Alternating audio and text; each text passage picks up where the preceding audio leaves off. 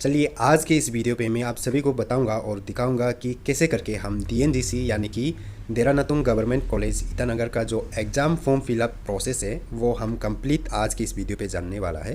तो आप इसको लास्ट तक ज़रूर से देखना और हो सके तो कर सके तो बाद में आप इस वीडियो को देखने के बाद कुछ से भी इस चीज़ को कर सकता है। ठीक है, सबसे फर्स्ट आपके पास कंप्यूटर लैपटॉप होना ज़रूरी है।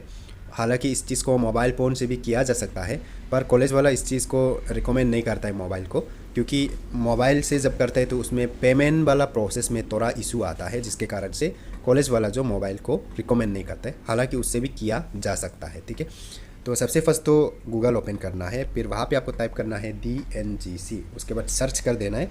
पहला जो लिंक मिलता है DNGC का ऑफिशियल का वेब एड्रेस, तो उस पर क्लिक करके ओपन कर देना है। जैसे ही आप उसको ओपन करेगा तो आपका DNGC का ऑफिशियल वेबसाइट का होम पेज जो आ जाएगा। उसके बाद राइट टॉप कोने पे आपको यहाँ पे देखने को मिलेगा apply online and student login का बीचों बीच एक ऑप्शन मिलता है एग्जामिनेशन, तो उस पर आपको क्लिक कर देना है। तो यहाँ पे आपका प्रोग्राम क्या है वो सिलेक्ट करना रहेगा। आपको यहाँ पे 3 प्रोग्राम देखने को मिलता है, bachelor of commerce, science, arts.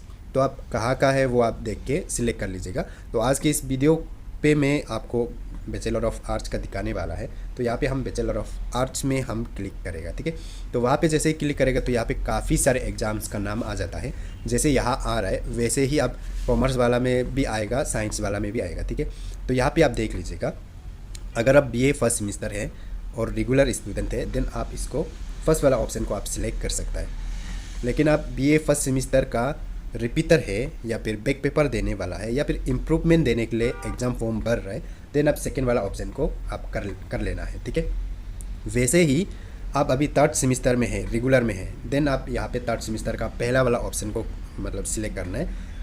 और आप थर्ड सेमिस्टर का रिपीटर या बैक पेपर या इम्प्रूवमेंट देने के लिए इस फॉर्म को भर रहे हैं, देन आप सीरियल नंबर 4 में जो आपका थर्ड सेमिस्टर है उसको सिलेक्ट करना है। वैसे ही फिफ्थ का भी वैसे आपको करना है, तो आप अपना हिसाब से यहाँ पे देख के कर लीजिएगा।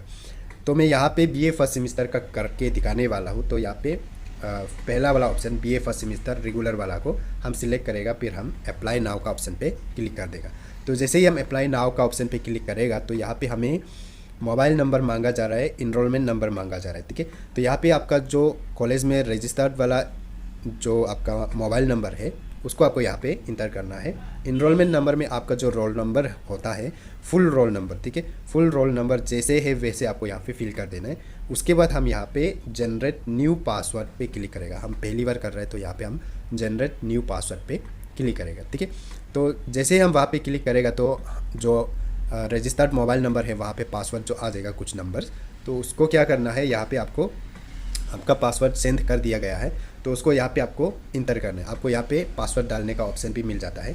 इंटर करके फिर आपको सबमिट पे क्लिक करना है और जैसे ही आप सबमिट करेगा तो आपका जो फॉर्म है वो ओपन हो जाएगा। अगर आप फर्स्ट सेमिस्टर का फॉर्म को भर रहे हैं देन आपको यहाँ पे कुछ एक्स्ट्रा से भरने का ज़रूरी नहीं होता है। बस आपको एक चीज़ करना होता है, रजिस्ट्रेशन नंबर। रजिस्ट्रेशन नंबर में फिर काफ़ी सारे लोग कंफ्यूज होते हैं कि mobile number registered mobile number को बोलता है, ऐसे टाइप का कंफ्यूज होता है। तो जब हम कॉलेज इंटर होता है तो हम लोगों को क्या करते हैं, कॉलेज वाला लोग जो जिस यूनिवर्सिटी में वो कॉलेज एफिलेटेड थे वहाँ पे हमें रजिस्टर्ड करवाता है कि ये इस कॉलेज का स्टूडेंट है करके। तो हमें एक रजिस्ट्रेशन नंबर दिया जाता है, रजिस्ट्रेशन कार्ड दिया जाता है। जब फर्स्ट सेमिस्टर में है तो उसमें शायद नहीं मिलेगा, फर्स्ट सेमिस्टर के बाद या सेकेंड सेमिस्टर में ही मिलता है, वो जो थोड़ा लेट मिलता है। तो फिलहाल आपके पास रजिस्ट्रेशन नंबर नहीं होगा तो यहाँ पे आपको क्या फिल करना है, बस फिल करना है AF। ठीक है, और कुछ नहीं लिखना है, बस AF लिख देना है।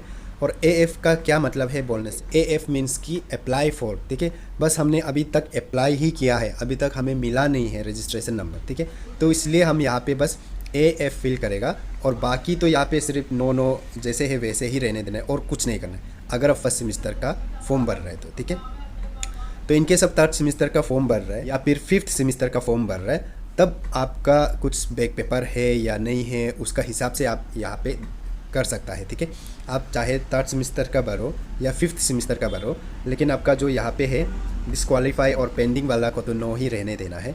उसके बाद अगर आप जैसे कि मान लो कि अभी आप थर्ड सेमिस्टर में है और आपका फर्स्ट सेमिस्टर में बैक पेपर है तो उसको भी आप इस बार देने वाला है। ऐसा होने से आप इसको दे के आपको क्या करना है, इसमें येस करना है, फिर आपको वहाँ पे कुछ डिटेल्स भर देना है कि कौन सा सेमिस्टर कौन सा सब्जेक्ट वो आप देख के भर देना है। या फिर आप 5th सेमिस्टर में है, आपका 3rd सेमिस्टर में भी बैक है, फर्स्ट में भी बैक है, ऐसा वैसा कुछ होने से भी तब भी आपको ये वाला ऑप्शन को नहीं छोड़ना होगा, येस करके आपको भरना होगा। ठीक है, उसके बाद फिर जिस फॉर्म को भर रहा है, अगर आप इसको रेगुलर वाला फॉर्म भर रहे हैं देन आपको ये वाला ज़रूरी नहीं होता है।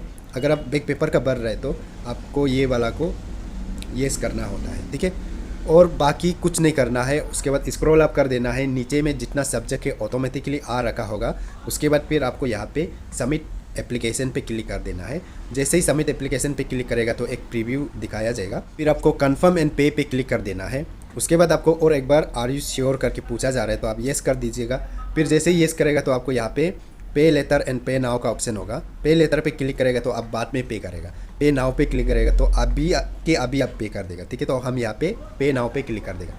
तो जैसे ही हम पे नाउ पे क्लिक करेगा तो पेमेंट गेटवे पे हमें लेके आ जाएगा। फिर यहाँ पे काफ़ी सारे ऑप्शन से आप इंटरनेट बैंकिंग से कर सकते हैं, डेबिट कार्ड, क्रेडिट कार्ड सब से कर सकते हैं, और इवन आपके यूपीआई से भी कर सकते हैं। तो मैं यहाँ पे यूपीआई से ही करूँगा, तो जैसे है वैसे रहने देते हैं। ठीक है, उसके बाद यूपीआई में भी क्या होता है कि 2 प्रकार का होता है। एक होता है आप जो यूपीआई आईडी के थ्रू पे कर सकता है, एक होता है आप यूपीआई जो क्यूआर कोड को स्कैन करके पे कर सकते हैं। लेकिन मुझे यहाँ पे ज़्यादा इजी क्यूआर वाला ही लगता है, तो मैं यहाँ पे क्या करूँगा कि इस वाले ऑप्शन को सिलेक्ट करेगा। फिर यहाँ पे जो रेड कलर में दिखाई दे रहा है उसको यहाँ पे फिल कर देगा और हम पे नाउ का ऑप्शन पे क्लिक कर देगा। ठीक है, तो जैसे हम ऐसे करेगा तो यहाँ पे हमें एक क्यूआर कोड शो किया जा रहा है। उसके बाद आपको यहाँ पे 5 मिनट्स समथिंग का टाइम मिला जा रहा है। तो आपका कोई भी मोबाइल फ़ोन में जो भी एप्लीकेशन है जैसे कि गूगल पे, फ़ोन पे, पेटीएम वगैरह है, उससे आप स्कैन करके पे कर दीजिए। पेमेंट सक्सेस होने के बाद आपको कुछ नहीं करना है, बस पे कर देना है, सब कुछ वो ऑटोमेटिकली होगा। उसके बाद फिर ऑटोमेटिकली आपको अंदर से बाहर जहाँ से शुरू किया था वहाँ पे वापस पे के रख देगा इस वाले इंटरफेस पे। ठीक है, तो यहाँ फिर आप कंफ्यूज नहीं होने कि ये क्या हो गया, हमको कहाँ पे के रख दिया, ऐसा नहीं सोचना है। फिर आपको कुछ नहीं करना है, यहाँ पे बस करना है आपका जो रजिस्टर्ड मोबाइल नंबर है उसको वापस से इंटर करना है, जो आपका रोल नंबर है उसको वापस से इंटर करना है। और एक नया चीज़ यहाँ पे करना है, आपको जनरेट न्यू पासवर्ड पे नहीं जाना है।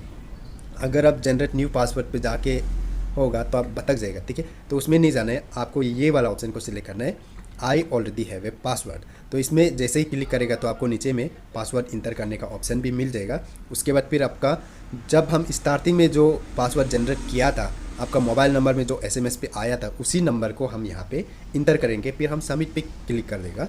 तो जैसे ही हम सबमिट पे क्लिक करेगा तो यहाँ पे हमें हमारा जो फॉर्म है यानी कि एग्ज़ाम फॉर्म है वो यहाँ पे शो किया जा रहा है। हम प्रिंट एग्ज़ाम फॉर्म पे क्लिक करके या तो उसको हम पीडीएफ पे सेव करके बाद में किसी भी मतलब प्रिंट करने जगह से हम प्रिंट करवा सकता है, या फिर आप प्रिंटर के सामने कनेक्टेड है देन आप डायरेक्ट प्रिंट भी कर सकता है। उसको प्रिंट करने के बाद में आपको कॉलेज में सबमिट करना रहेगा होगा, तो उसको प्रिंट करके रख लीजिएगा। उसके बाद फिर इस वीडियो को आप आगे भी शेयर कर सकते हैं। अगर आप नया है इस चीज़ में या फिर अभी डीएनजीसी में फर्स्ट सेमिस्टर में है देन आपके लिए बहुत ही ज़्यादा हेल्पफुल होने वाला है।